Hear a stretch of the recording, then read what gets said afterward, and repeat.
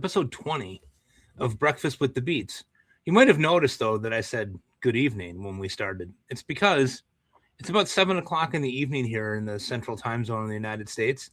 And Dave and I both have busy weekends coming up. So we decided to record the podcast a couple of days early. So we're recording this on Thursday night. So forgive us. It comes out on Sunday. So we're going to do some things here, talk like our normal stuff like we always do. But it's going to be maybe a little dated by the time it gets to you. But I don't think so, because Dave's really good at picking out articles that are great and will be timely at any time, right? So Dave, good evening. Happy Thursday to you. How are you today? I'm doing well, and another reason why we're doing it tonight is episode 20 on the 20th. We had to celebrate it that way, so that's good. That's really great. Yeah. So yesterday was my anniversary, which I almost forgot about. I did not. I've been married for 26 years now. Hey, congrats. Yeah. She's not feeling so congratulatory at this point.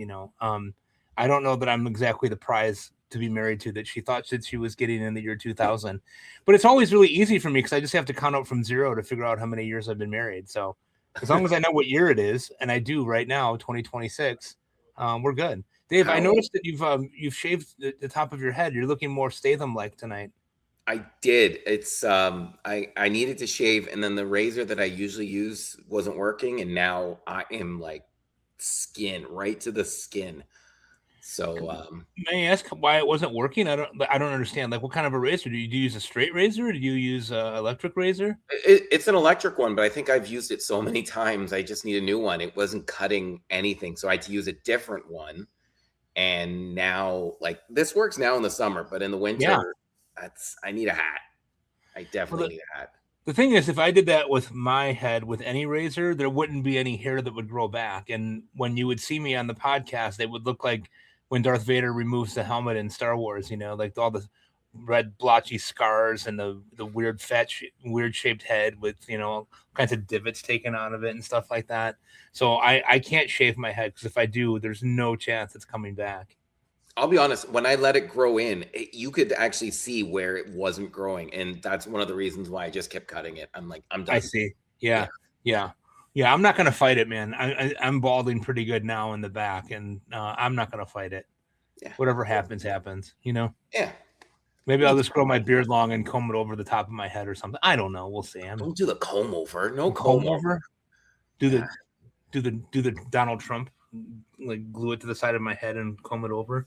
I mean, if you thought your wife wasn't congratulatory after last night, I don't know how she'll feel after the comb over or the Donald Trump. No comb over. No comb over. Okay. Hey, nobody wants to hear me talk about how my head looks like Darth Vader without the helmet. Let's get into it, Dave. So the first question that we have tonight is a great question, and one that I really spent some time with this week. And the question was, name a player that you dropped that was dropped in one of your leagues, that dropped where you had to just pivot from whatever plan you might have had and grab that guy.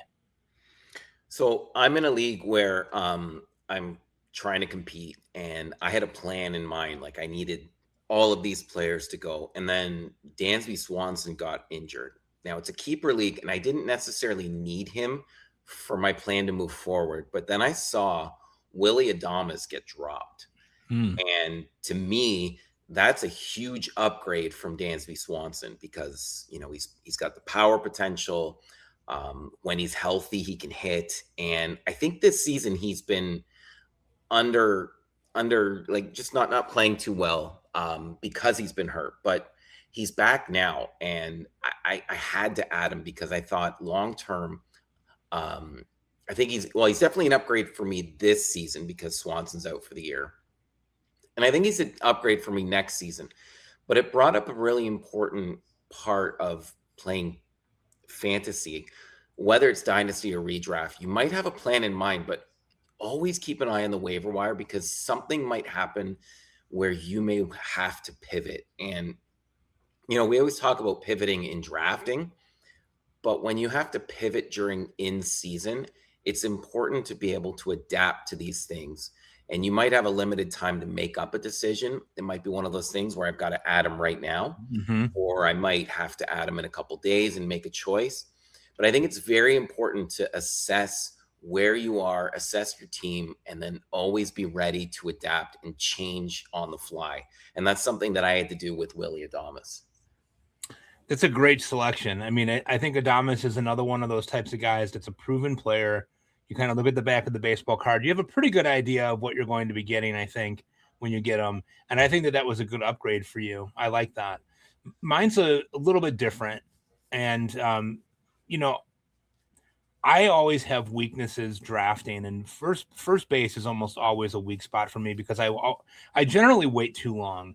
And this year, what I did in one of the leagues that I was in was I was a big believer in Vinny Pasquantino at the beginning of the season, and I thought, looked at his season last year, he had 32 home runs at 264. Thought, wow, that's great production for a first baseman. If I get that again, I'd be thrilled at first base, and so I had drafted him.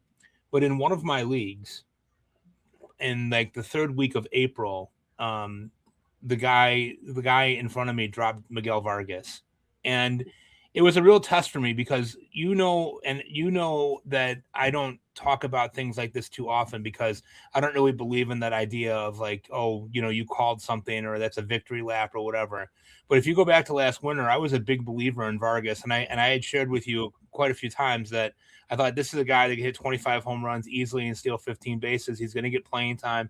I think he's a really good player, and he hits the ball really hard, And so it was kind of a gut check time for me where, Pasquantino at the time when I cut him was hitting like 167 and had like 3 home runs. And I was like, okay, well, how much do I believe in Vinny P and how much do I really believe in Vargas? And I know that's a little bit of a homer pick because I'm a Sox fan or whatever, but I see him play every day, and the guy hits the ball on the nose.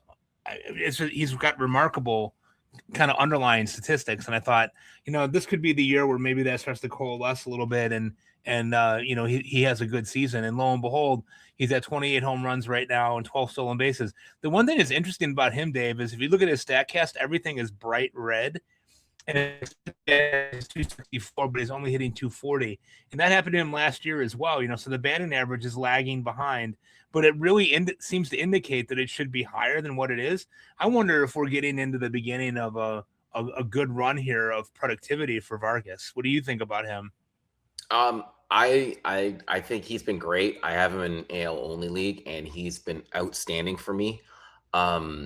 He's been a real bright spot, and he's really coming through now, living through like the promise that he always had for all those years, and just getting a chance to prove that he is actually as good as we thought he could be. One thing that I really like what you did is there comes a time like we in this industry, we can make our recommendations. We can, say you should pick up this guy, drop this guy. But for us to actually do it on our teams, it's another story.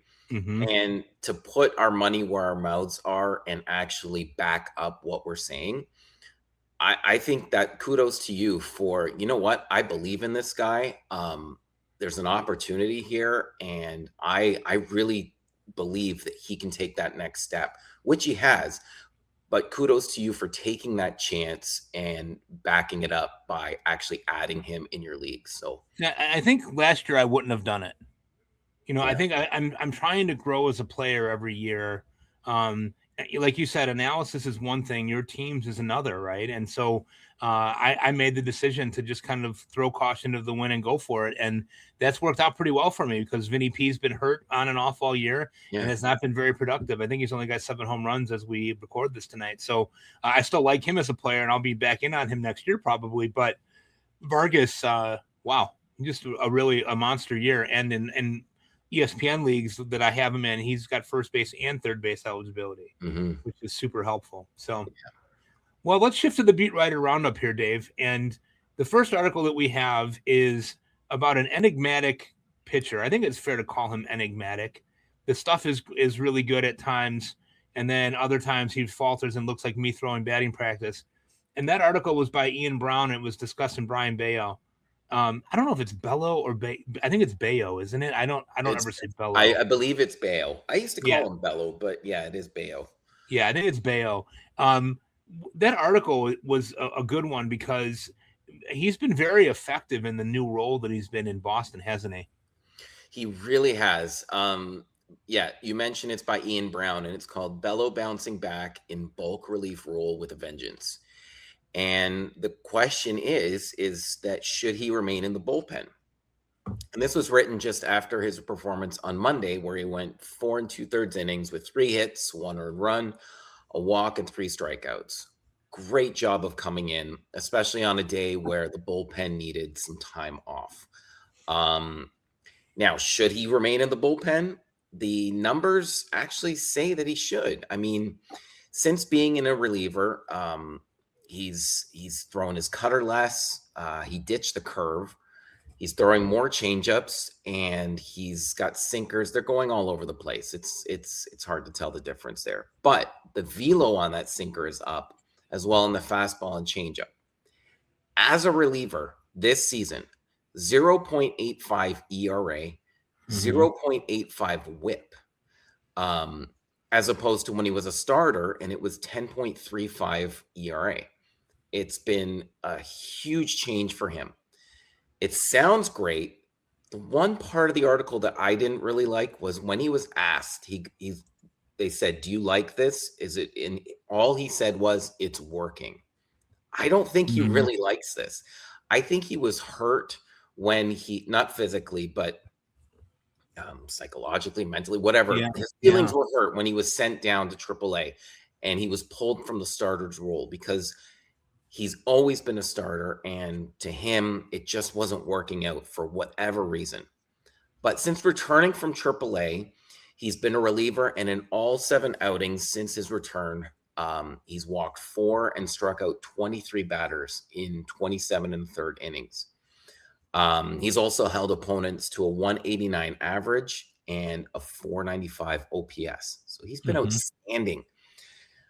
I think he should stay, and I think the Red Sox will keep him there at least for this season.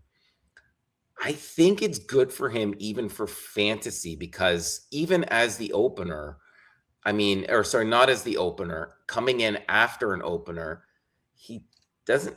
I believe the rules say he'll have a better chance for a win, right? No matter how many innings he pitches, if his team gets the lead. So I think it's working, and I think he should remain there.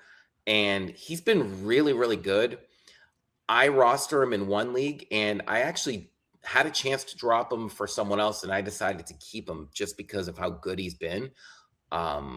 What do you think about him? Do you think he should stay, and do you think it's really working? I think if you look at the tea leaves and what Boston's got there, it makes a lot of sense for him to remain in that role. He's been successful in it, whether he likes it or not. And ultimately, the team has to decide what his role is, not so much him. But if you look at what the rotation is, at some point, it might not be this year, but next year they'll have Crochet back. They've got Ranger Suarez. They've got Tolle. They've got Sonny Gray for now. Patrick Sandoval. Cutter Crawford has been coming back from injury for what seems like 4 years, but they have him in the wings too. I just don't see a spot for Bello there unless he were to go in and be dominant. And quite honestly, he's been so good in the role. I don't know why they would consider changing it. I guess team needs in the summer, and not the summer. I'm sorry, it's the summer right now, Mike. Team needs in the winter might dictate what his role might be.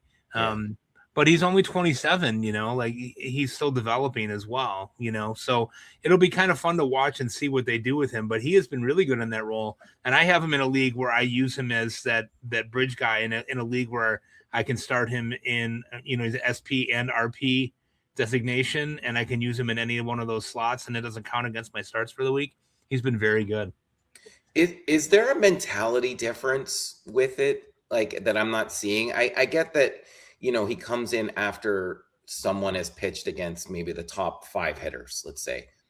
So his first, few innings might be a little bit easier. He faces the bottom half of the order, and then maybe he can get in a groove. Sure. Is that the mentality that's leading to success, or is there something else that's just I'm not seeing that's working?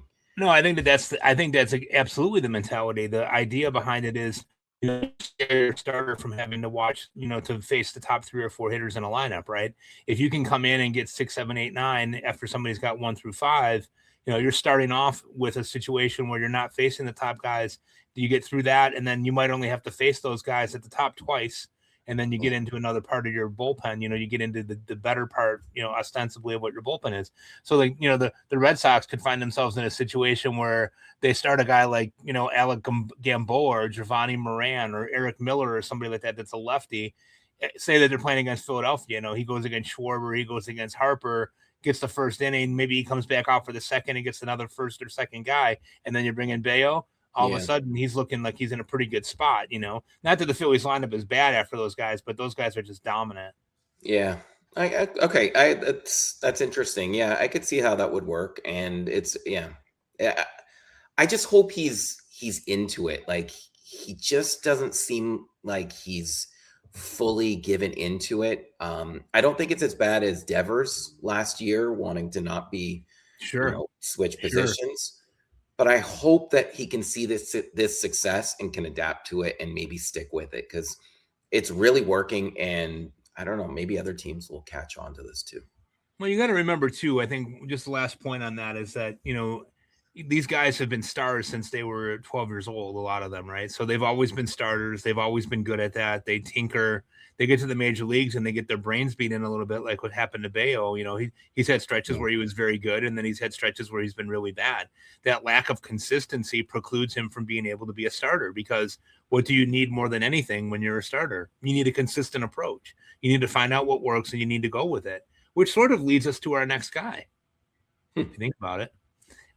You found an article, and I love this dude, and I saw him pitch last year, and I was like, this guy is no BS, man. He gets it, he throws it, he works, and he's fast. And I like that he's kind of, I was talking about this earlier.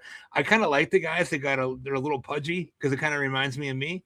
And that's Parker Messick, man. Parker Messick is like, they say he's 6 foot tall, but I don't think he's 6 foot tall. And they say he's 225. I don't think that's true either. But you found an article by Tim Stebbins this week that was a really nice piece on Messick really shining a year into his time playing with the Guardians.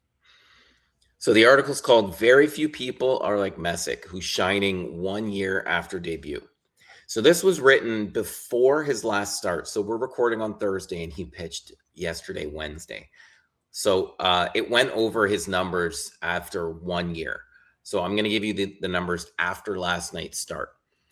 In his career, 1 year, 2.58 ERA, 1.09 whip, 25.1% K rate, 6.1% walk rate, and a 19% K minus BB rate. Unbelievable. It's been so good. And then it talked about how good he actually is. It said, entering Monday, only 6 pitchers with a minimum of 25 starts had a lower ERA over the past year. That's Cam Schlittler, Yoshinobu Yamamoto, Chris Sale, Mizorowski, Christopher Sanchez, and Tarek Skubal. Some great company that he's in. They think that he's going to be ready for some AL rookie nominations, maybe even for the Cy Young. He's already thrown a career high in innings pitched, but so they made mention of that. But Messick himself said he feels good, and it made note that he's actually throwing harder this year as well. He's up to 94.3 on the fastball, a 92.6 sinker, and an 85.9% changeup. And those are all about a mile or so per hour more than they were last year. It's not necessarily too hard that he throws that would really worry me. So he's still in the comfort zone there. The interesting note on usage is that he ditched his slider from last year, even though it was his best pitch. But seeing what he's been able to do, how he's been able to adapt and persevere, do you think he could be an SP2 going into next year for your team? And is he a top 20 starting pitcher overall? Well, I sure hope he's an SP2, because I'm going to keep him as an SP2 in leagues where I can keep him.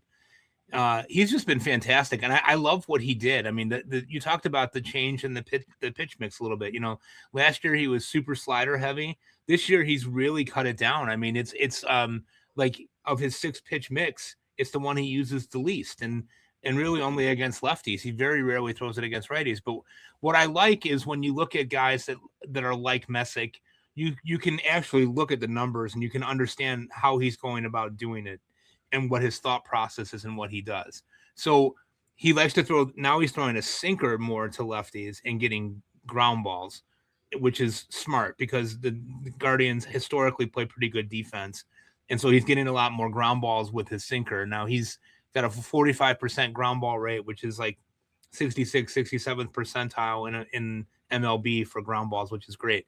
But what I really like is that he doesn't throw that sinker very much against righties. What he does against righties more than anything besides his fastball is throw a changeup. And there's you're going to hear a lot about this in the wintertime if you haven't already, which is lefties throwing changeups to right-handed hitters. Just we'll talk about that later. I'm not really ready to dive too deep into that, but you're starting to see more guys that have good stuff that are lefties like that throwing changeups to righties, which had historically been kind of a scary proposition, but it's working. And so I love what he does. I love that he doesn't walk a lot of guys. He's got a K rate that's slightly above average, but like you said, the K minus walk is great. Top 20 starting pitcher. I don't see why not. I mean, if you look at what his 32 starts that he's made in his career, he's got 12 wins. He's got 190 strikeouts and 188 innings and a 109 whip and a 258 ERA. That's top 20 stuff, if you ask me. I think the only issue, mind you, he's done a better job of it lately, is just going into innings and going deep into games. I know earlier in the year, he was throwing like 5 and 2/3. It was hard for him to get over 6 innings, but I know as of late he's got, he's got 1, 2, 3 of his last 5 games have been at least 6 innings. So it's been good that he's been more efficient as of late. But I've watched a few of his games and he just looks really good out there. He's got good command of the zone most of the times. And if he falls into trouble, it just doesn't faze him. So I really like him, and I hope he's an SP2 next year as well.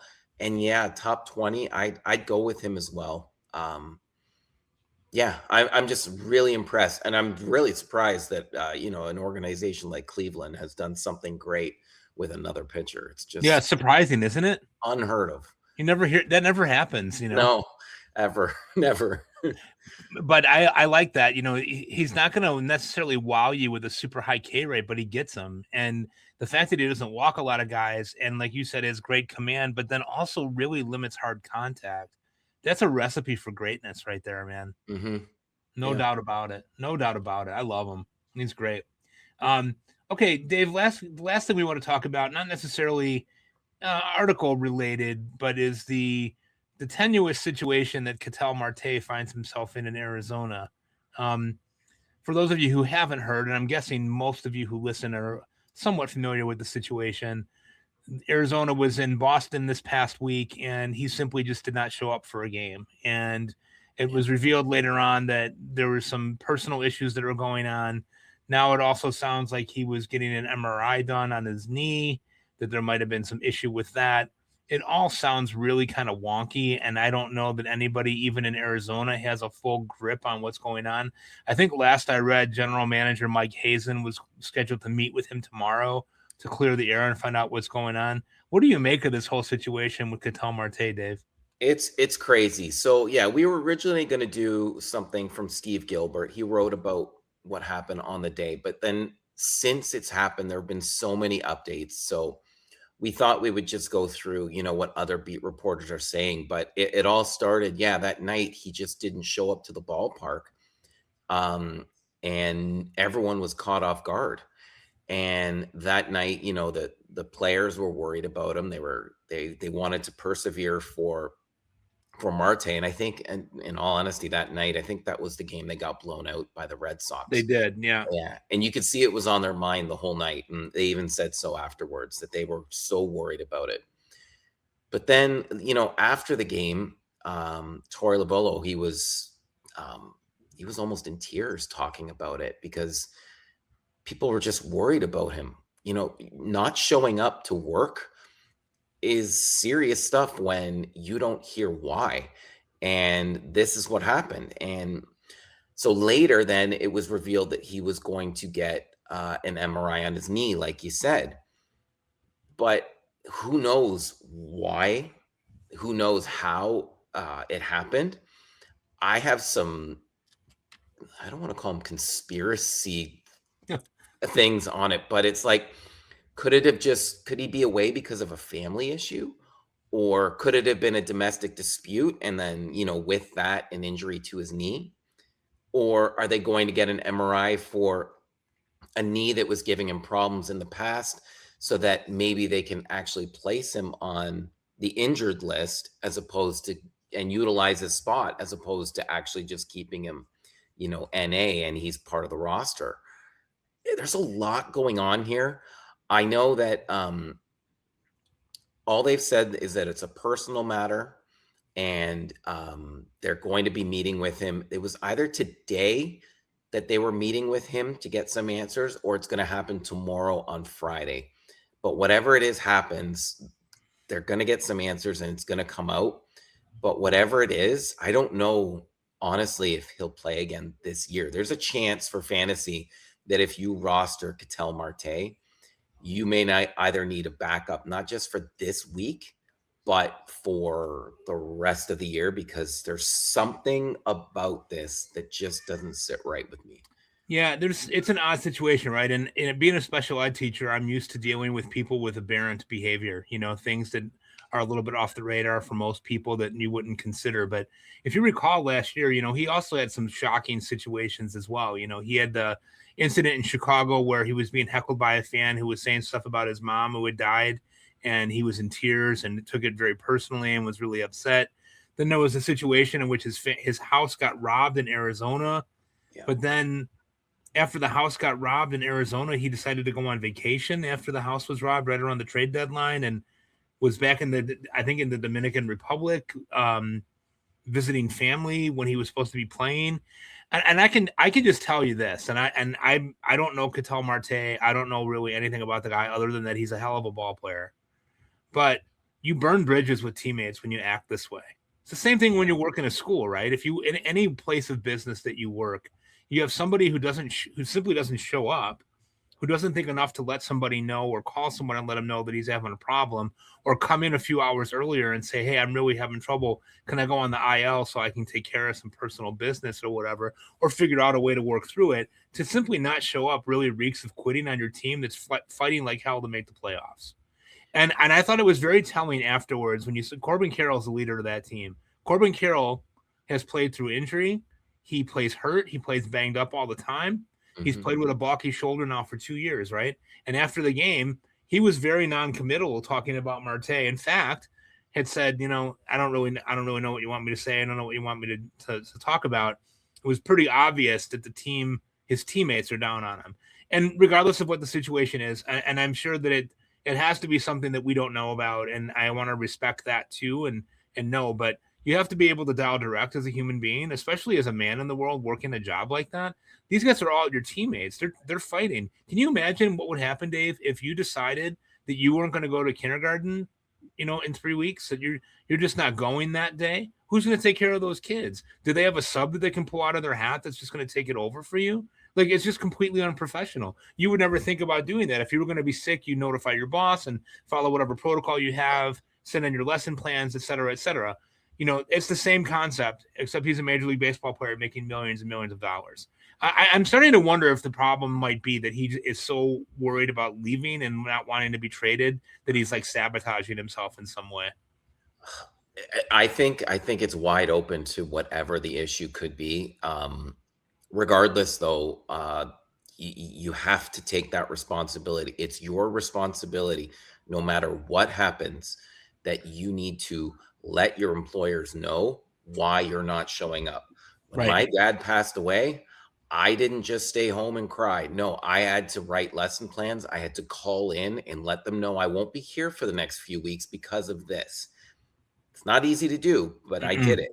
And that's what you need to do. And that's part of, I don't want to say growing up, but it's just accepting the responsibility that's involved for your life and with what you're doing. And it feels like Ketel Marte has I don't want to say mental issues, but there's something there, because when it continuously happens where you don't show up or your teammates are not backing you up and you are just continuously doing the same things over and over again, that's an issue within itself. And that's something that I hope gets addressed, even if it's just internally by, with this meeting that's coming up, to make sure that if you're going to be a part of this team, this can never happen again. And if you're not ready to be a part of this team, then the minute we can trade you, we will do so. Yeah, I thought Carroll's non-committal to it was really interesting. Like the fact that he could have stood up and defended him and said, hey, he's really struggling, whatever. The fact that Lavulo was upset about it too, it makes you think that maybe there is more to it going on, and that, maybe he's really worried about the guy that he's been managing and a guy that he's been living with, for the last 2 years. Right. So like they all live, what I mean? Not living with, but, living, the baseball players and everybody travel together that way. Right. So they're kind of living together 8 months a year. Yeah. Whatever it is, you hope he does figure it out, and you hope that he gets good guidance on that there. I hope that he does figure it out. I do enjoy watching him play, and I hope that he recovers and is okay. For a lot of reasons. I think that's just person to person. You just are concerned about the human, Yeah. No. All right. Well, let's take our first ad break there, Dave. When we come back, I want to talk a little bit about, if we dare, this year's first round, and a little thing that we saw our friend Eric Cross put out on Twitter. We'll take a break and we'll be right back. First round this year. I had been thinking about it. I hadn't said anything about it. I kind of had kept it to myself. And our good friend Eric Cross, if you guys don't know who Eric Cross is, you should be following him on Twitter. Eric's the man. Does a ton of work for Rotoballer. He's got the Toolshed podcast. It's just fantastic. I owe him an incredible debt of gratitude for helping me get into writing in the first place, and getting into the work of writing about bullpens and different things that I've done over the years. And so Eric's always been somebody that supported me. I want to point out this little tweet that he put out because it's been stuck in my brain and giving me nightmares. Eric wrote in his tweet, Dave, this has been a mostly bad season for the 18 players who had a top 20 March ADP and NFBC ADPs. I'm just going to read them off, and then we'll kind of go through it. Okay. First pick overall was Ohtani. He's been pretty good. Aaron Judge. Hurt. Bobby Witt. Kind of a down year. I drafted him really high, and he's not going to get the 30 home runs this year, it doesn't look like. Juan Soto, hurt. Ronald Acuna, missed time, down year. You know how I feel about Ronald Acuna. We're not going to talk about that today. I do. J-Ram, missed time, down year. Single-handedly killing one of my fantasy teams right now. Skubal, pretty great when he's been available, but had the shelving incident with the elbow. Paul Skeens, down year. J-Rod, okay, when he's not throwing the ball into the stands when there's 2 outs. Ellie De La Cruz, I think he's had a pretty good year, I would say. I think he's returned the value that you expected. Garrett Crochet hasn't pitched since April. Kyle Tucker, Egads. Wow. That's probably a whole show. Maybe we could do a psychoanalysis on him and Ketel Marte one of these times. We'll call it What Happened. What happened, right? Gunnar Henderson, bad year. Corbin Carroll, a little bit of a down year. Fernando Tatis is coming on now, and he's been hot, but for those of you who were waiting, like I was, for him to hit a home run, down year. Junior Caminero, you heard of him? He's been okay. Vlad, you know how I feel about this one too. Bad year. He's a boy. That's nice. Well, okay, if you want to call him that. And then Cal Raleigh has just had a historically awful. I mean, I don't even know how to talk about that anymore. I mean, it's just every time I think it can't get worse, it seems to get worse. Did you see that thing where he has as many or one more hit than a guy that had one arm in 1945? So that was Pete Gray. You sent that to me, I think. So he has one more hit than Pete. Pete Gray was a guy who played Major League Baseball with one arm. Now, granted, it was during World War II, so many of the men that would have been playing MLB were away overseas fighting in the war, and so there were a lot of cast-offs And if you would say, rejects that were playing MLB in 44 and 45 when everybody was away. But St. Louis was so bad that they had a one-armed outfielder who somehow managed to hit 218, Yeah. which is remarkable when you think about it. The guy with one arm hit 218.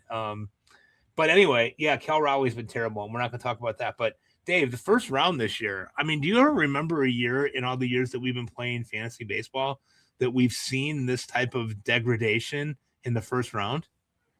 Yeah, it's a year where if you had somehow been able to trade away your picks for later picks, you would have done really well, because I look up and down here, and even the ones that Eric was saying were actually pretty good. Some of them, I mean, Otani's playing hurt; he's not running anymore. Mhm. Bobby Witt, he was hurt as well. And even Scooble just hasn't really been the same that we expected from him. Um, Overall, up and down, it's just been really tough, and it's one of those years where if you, I wonder if the really good players here, like if you drafted Ellie and if you drafted Caminero, are you winning your league right now? I know for me personally, I drafted Kyle Tucker in the first round in TGFBI, and I've been in the basement or close to it all year. And if you went after Cal Raleigh in a 2-catcher league and you bought him at his ADP, you're probably not winning your league. I will say this, and I know I'm known as Davy Downer most of the time, but as a change of pace, I look at this list and I see opportunity for You next do. year. I really do, because Jose Ramirez, I hope it's not age, but I'm going to assume it's because of his hand that he's hurt. Juan Soto, we've seen him outstanding before. He's been hurt. Aaron Judge should be back. Where is it? I see you're gonna hate this, but I see Vladdy coming back next year. Healthy, not hurt. He is. Stop. These guys are going to be pushed down so far next year that if they come back, and these are players that have done it in the past, it's not like we're projecting them to just like they did it once and now they've been terrible. Like, I'm starting to wonder, is Gunnar Henderson actually not a good baseball player? Mm-hmm. Did he get lucky his 1 year? But I'm talking about players who have done it before multiple seasons. People are going to take the fantasy football approach and do, what have you done for me lately? You had a poor season, therefore you're going to. I try my hardest in baseball to never do that. I see opportunities here for next year. I see a lot of first round talent being drafted in the second, third, and fourth rounds. Yeah, that's actually a really good point, because I look at this and I'm like beating myself up, because I'm looking at guys that I built around, like I built a team around Judge. I built a team around J-Ram. I had Ellie De La Cruz in a league, and that's actually worked out, that's worked out pretty well. But then I also paired him with Zach Neto, and that hasn't worked out super great. I thought I'd get the shortstop market cornered here. That didn't work out so well for me, trying different things. As you know, I never take Vlad. I never take Gunner. I never take Tucker. I never take Acuna. I probably need to rethink that, though, next year, because those guys probably will come at some type of value next year with some of these other guys that have had great years kind of going in the top round. So I think you bring up a really good point. And I do think that what you said about J-Ram is right on. I mean, I think if you look at his underlying stuff, the metrics are still there. The expected batting average is like 50 points higher than where he's at. I do think his hands hurt. And I think he's the type of guy that does not want to sit, and they've been trying to bench him and rest him every 3 or 4 days, but he wants to play. And you got to admire the guy for that. So I think that there is some good opportunity here for some of those guys being bought down. Do you think that there's any hope for guys like, we talked a little bit about Gunner, we talked a little bit about Tucker. I mean, do you think that these are anomalies, or do you think that this is who they are? I think Gunner, this is who he is, unfortunately. he was hurt last year, and like we said, he came into the season, and I thought, you know what, he's healthy now, he can get back Mm-hmm. to the way he was. But he's been healthy this year, and he's just not producing at all. I mean, he's been better as of late, but even still, like, he's 2010 at 220 right now. That's not a first round talent. Who's the other guy you mentioned though? Sorry. Kyle Tucker. I wonder if his is just a mental issue. Going to a big team, a big city. Mind you, he came from a big city, but the big Yeah. contract, a lot of pressure to keep up. I don't know. There's something really missing there that I don't understand. He's not hurt unless we find out later he is. He's on a great team and he should be protected in the lineup. And he's not even close to doing anything of what we're used to seeing. Like, this is a guy who wasn't he projected or he was a 40 talent or close to it? Right. Like, he should have been one of those years, right? Yeah. I think Tucker's case is a really interesting one because there have been whispers about him over the course of time as well, about his ability to play through pain, his ability to play when he's a little bit banged up. I don't know what the inside scoop is on that. I wouldn't want to badmouth a guy anyway, but I think he's used to being a guy on a team, and you thought when he went to the Dodgers that was going to be a great fit for him, right? Like, he can just be another guy. He doesn't have to be a superstar. They gave him all this money. He's looked completely lost. That ball that he dropped in the outfield the other night looked like he was actually frightened of the ball. When he was like cowering in fear from the ball when it was coming to him. And that's just not really who he is. And so I think you're right. I mean, I think that there's probably a mental standpoint to this too. He's always been kind of shy around the press, and he's not a very loud type of guy. And you wonder if maybe being in LA, the lights are a little bit brighter, the audience is a little bit bigger, it's a sellout every night. Maybe that got to him. They're locked in. I mean, he's got a $60 million contract there, which is absurd. But we'll see. I hope that he gets better. I hope he improves, because I don't want to see a guy that was a really good player really struggle that way and have it be because of mental reasons. But seeing him on the bench the other night crying, the guy cares. He wants to be better than what he is. Something's up. Something's not going right for him. And so you hope that maybe he gets that support that he needs. Yeah, I wonder if it's also too the new team and the big contract. I know a lot of players, they seem to struggle their first year with a new contract. Maybe it's that. You're right though. I really hope that he can come back and just be better, because he obviously wants to. Let me ask you another question while we're here talking about guys that I feel kind of underperform, even though they're super talented. What do you make of Julio Rodriguez?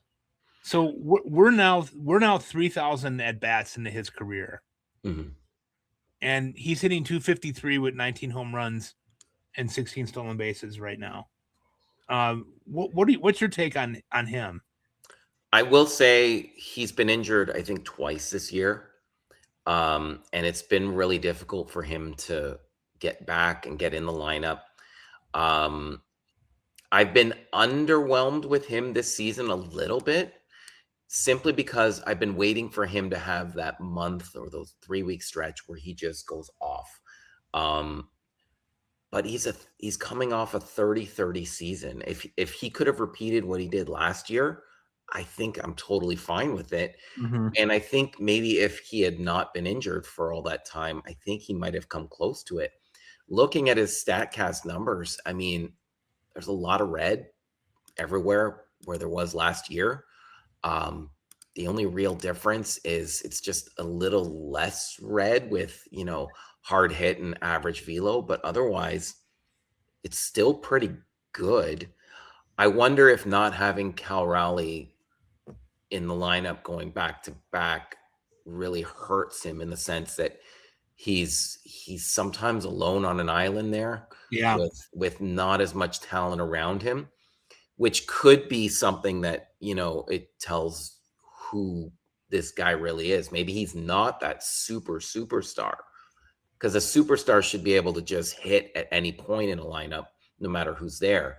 And, Julio just hasn't. But I don't even know if that's really a theory or not. I'm Yeah. just spitballing here. I like him. I think he's capable of being that 5 categories almost stud. Just the batting average could be better. I'm willing to give him a shot next year. I know he gets off to slow starts, but he's good enough where and young enough where I think he can take one more step forward and at least be that 30-30 guy again. And that's where I was kind of going with that question, Dave, in my mind, was looking at the numbers and looking at it and saying, okay, we're 3,000 at bats into this thing now. And while what he is fantastic, there might not be that next level coming. You know, when he first started, people were talking about 40-40. This is a guy that could steal 50 bases. And he's done. I mean, he's hit over 30 home runs and stolen over 30 bases twice in his 5-year career. So he's put up impressive numbers. It's not like he's putting up zeros or you're disappointed in them.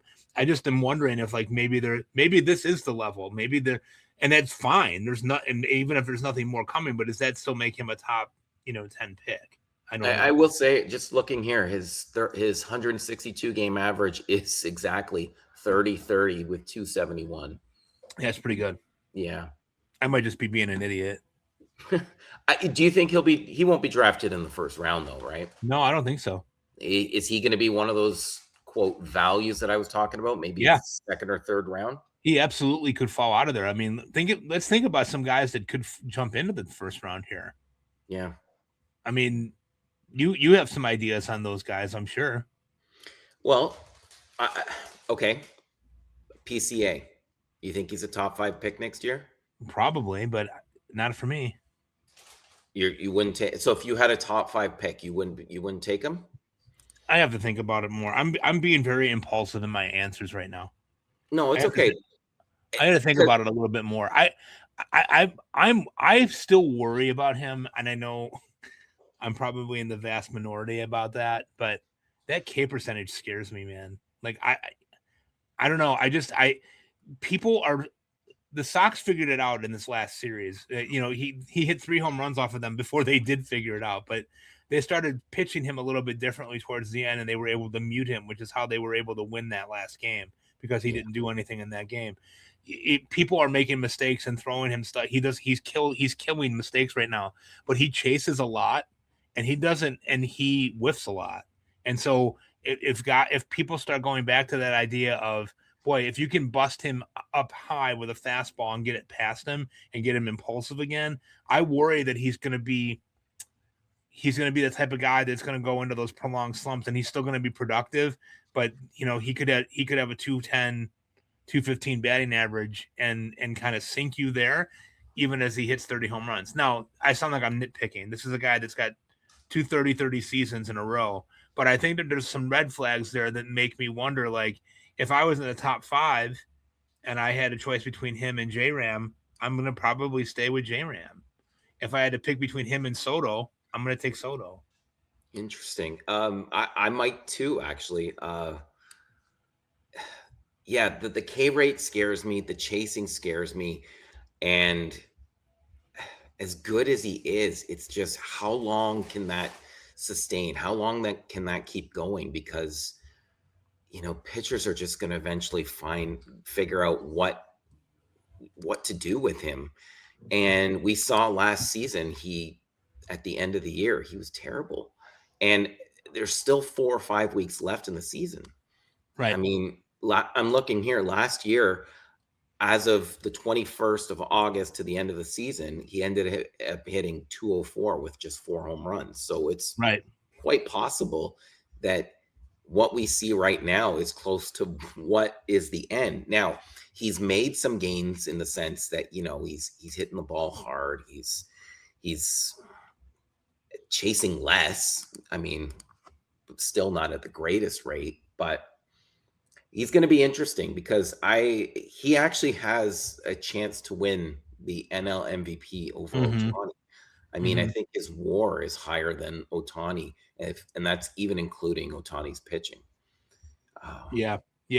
It should be interesting. I don't know how that's all going to come down. I mean, he definitely is going to get votes for MVP and should. He he's been the engine that's kind of making that team go. And they've had some down years from guys like Bregman, so the fact that he's been able to carry them has been pretty great. I personally, I think MVP award is stupid a lot of the time because it doesn't always go to the person that's most valuable. The most valuable player every year that he's in the league is Shohei Ohtani. So I just if American League or National League, he'd always be the most valuable guy in my opinion. Yeah, I mean he pitches. It's unheard of. We're seeing a unicorn, and we often forget that, which I think is kind of a funny thing to think about. Here's another one for you for next year. What about Jordan Walker? What about Jordan Walker? It's been fun to watch him. What I really like is that over this season, there's been a few times where he started to struggle. Pitchers figured him out. Even recently after the All-Star break, he just couldn't hit home runs. But he's still getting on base. Mm-hmm. He's still, hitting singles and doubles. And the power is back with him. He's hit a couple home runs this week. What I like about him, too, is that he steals bases. Yes, he does. I mean, he may finish at 30-20 with a 285 batting average at age 24. That's probably enough to put him into the first round next year. I don't know if he can take another step forward with that, but this might be who he is, and that could be good enough to keep him in the first round for a few years. Boy, that's a guy that I'm looking at and I'm going, he could end up 30-20 here pretty easily. And if he does that, are you considering taking him at the back of the first round? And when you look at what the back of that first round was this year, Gunnar and Vlad and those guys like that, you'd have to strongly consider Walker there. Now, the question that we're all going to have is, can he do it again? Yeah. And for me, being a fairly conservative drafter, I think that I will let someone else make that decision and let someone else take him depending on where it's at. Now, if we get into the second round and he's still there, I might be really tempted to do that. But I've proven time and time again to myself that I have to get known commodities in the first couple of rounds. Otherwise, I will flounder. I reach for guys all the time. I used to anyway, all the time in the first and second round, and I can't do that anymore. So I'm the same. I like to see what they've done, and I like to if they've done it more than once, then I feel confident. And for Walker, this is his first time. I want to believe in it, though. I really do. Who would you take first, Jordan Walker or Jackson Chourio? Chourio. Walker or Julio? Probably Julio. Okay. But if I get into a situation where I'm like Tucker or Walker, I'm probably going to go Walker. I think I would go Walker too. I think I would, unless I find out in the offseason that, Tucker was hurt, or if he was going through something off the field and the team worked with him and stuff like that. I'm always interested in off-season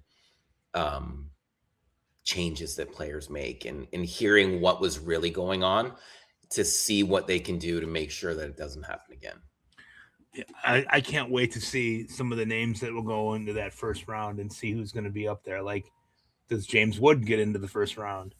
What are you doing with Fernando Tatis next year? Like, are you still going to draft him in the first round? I'm buying Tatis. I hope that whoever told him to change his stance at the beginning of the season, and whoever was working with all the Padres hitters, maybe finds a new job within the organization, or somewhere else, because it wasn't working. And James Wood, I think the fact that he's injured now might push him down a bit to the point where, he should be a top 5 pick, maybe. Or am I stretching that? For Wood? I think he's definitely a first round pick, and he could sneak into the top 5. I wonder, what would the top 5 be, you think? It's going to be fun to find out. Yeah. I mean, it'll be PCA, probably. You're right. Yeah. Probably Ohtani. Probably Judge still. Probably Judge. Maybe Soto? J-Ram, Soto.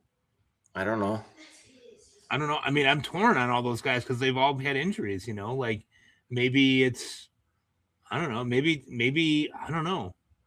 Like I'd be tempted to throw Jordan Alvarez up there. Kurtz, even though he's been hurt. Like, I mean, is he a top 5 pick? I don't know. Probably not top 5. We totally forgot about Jordan. Yeah, he's going to win the Triple Crown.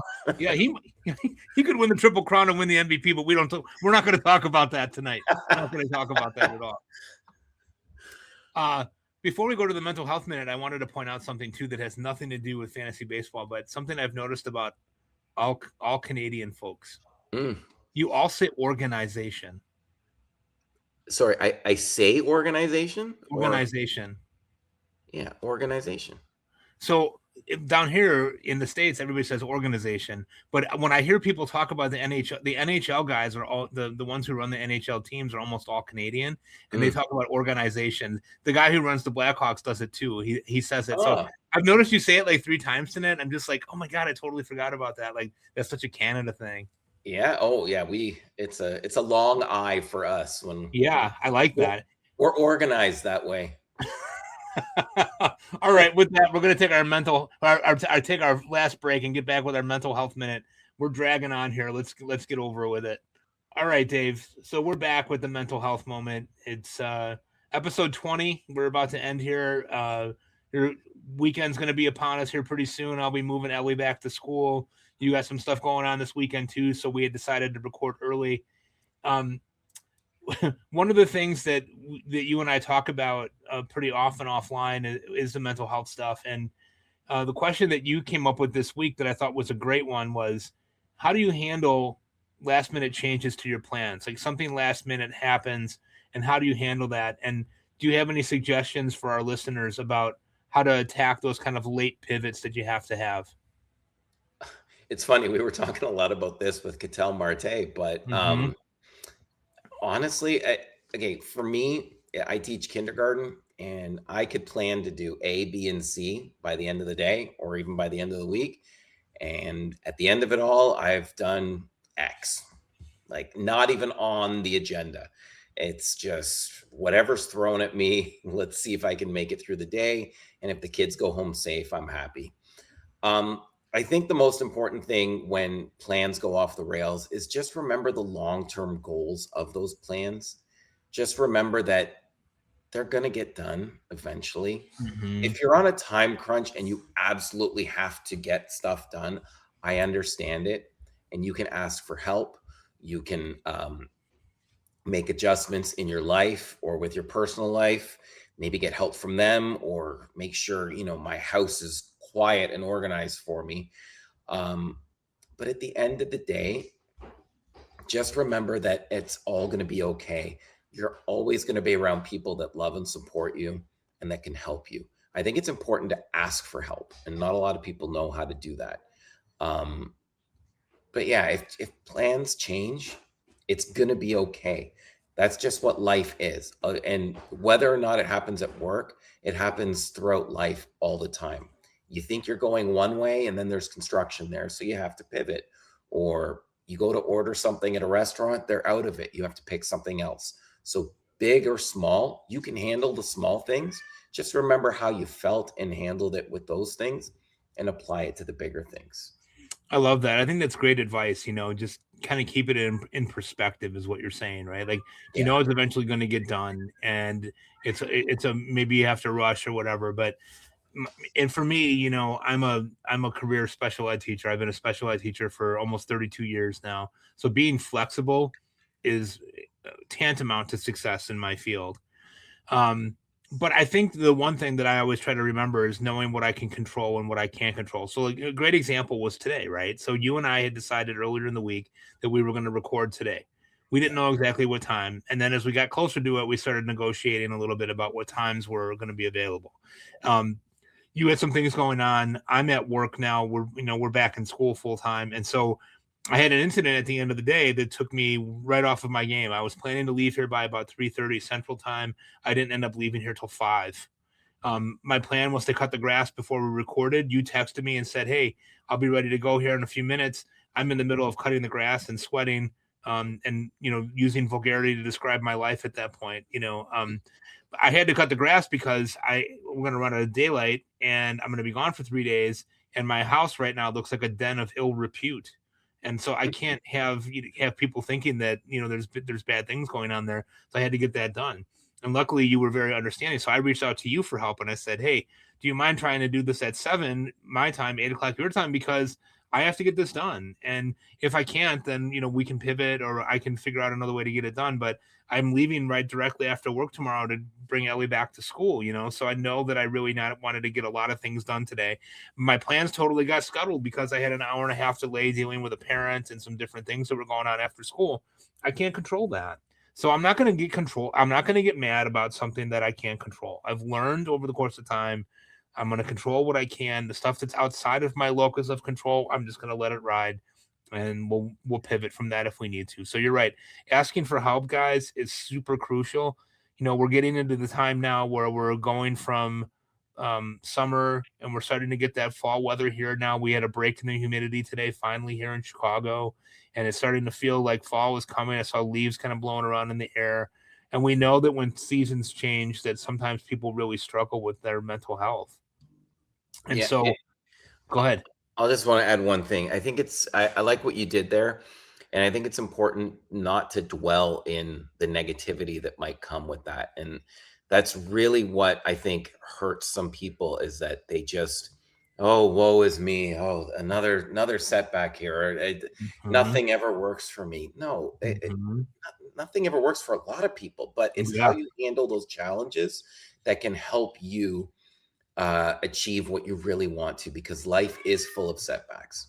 Absolutely. And I think that's a really key piece of it is, learning how to deal with adversity is something that's really important, and a lot of people struggle with. And you're right. Some people will take something as a sign that it's not meant to be for them. And then they delve into drinking or drugging or depression and not, fighting back through it, And so I think that's really what I just will leave people with is, learning to control what you can control, and learning to kind of let go a little bit more of what you can't control. And just knowing that, there's going to be crisis that's going to come up that's not always going to be planned, and you just have to kind of roll with it. It doesn't define you. You define you. How you overcome those different things is really what defines you. So, Dave, anything else for the good of the order before we break out of here on Thursday night? Oh, I got a quote here. I don't know this person, though. I don't know if it's a baseball player. It's just who wrote this quote. It's by Gabe Paul. Is that a baseball player? Yeah, Gabe Paul was a baseball player, and he was a general manager for many years in major leagues. Oh, wow. Okay. I should look that up before I make those comments. That's what you got me for. Exactly. The quote is, "The great thing about baseball is there's a crisis every day." Boy, there sure is. There sure is. I love that. That's a good one. Yeah. Dave, great show. As always, it's great chatting with you. It just feels like we just turn the camera on and we just chat. I love it. And this is episode 20 for us now, and I hope to be able to continue to do more with you. We've enjoyed it, and for those of you that are listening, we hope that you continue to listen as well. And if you enjoyed it, that you could give us a rating wherever you pick up your podcasts, and share it with other people if you can. And we'll be back next week. I think we'll be back next week on our regular, probably like on our regular schedule, right? Like maybe Saturday schedule, and doing some chatting with episode 21. For Dave, I'm Mike Carter. I'm going to sign off. Have a great night. Have a great weekend, and peace to all of you. Thanks.